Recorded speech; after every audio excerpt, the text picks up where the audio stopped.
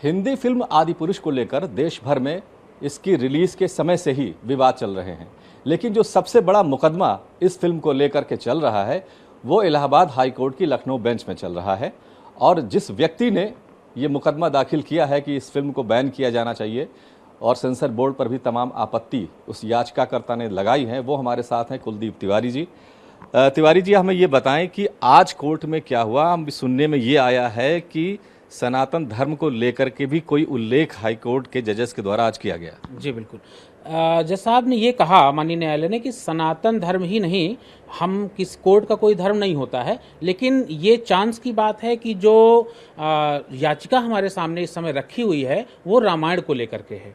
तो किसी भी तरीके की कोई भी टिप्पणी हम किसी धर्म को लेकर के नहीं कर रहे हैं, बल्कि सभी धर्मों को है कि धर्म ग्रंथों को कम से कम फिल्म मेकर्स बख्श दें। और सबसे इंपॉर्टेंट बात उन्होंने ये कही है कि क्या आप सनातन धर्म के लोगों का टेस्ट ले रहे हैं, उनकी सहिष्णुता का टेस्ट ले रहे हैं, क्योंकि अन्य किसी मजहब या अन्य किसी धर्म को लेकर के अगर कोई डॉक्यूमेंट्री अभी तक आपने बनाई है होती तो क्या हम आप ऐसे ही बहस कर रहे होते?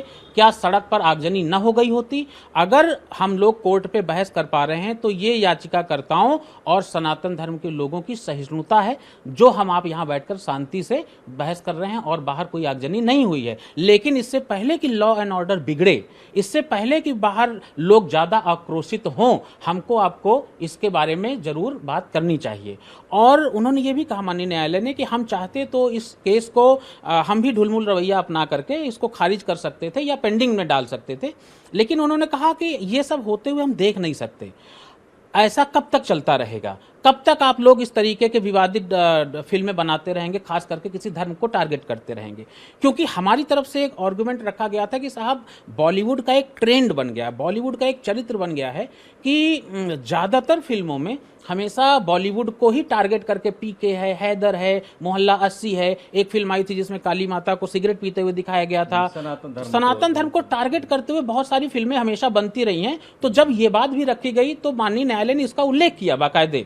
सेंसर बोर्ड के जो अधिवक्ता थे, डिप्टी सॉलिसिटर जनरल जो उपस्थित थे, ओम राउत की तरफ से वकील साहब उपस्थित थे, तो उनके सामने इस चीज का उल्लेख किया गया कि ये तो मेरे सामने लिखित में उदाहरण दिए जा रहे हैं, तो आप इन पे क्या जवाब देंगे? तो आखिर आप ऐसा क्यों करते हैं? क्या जानबूझ करके करते हैं? ये सारी बातें माननीय न्यायालय द्वारा आज विशेष रूप से कही।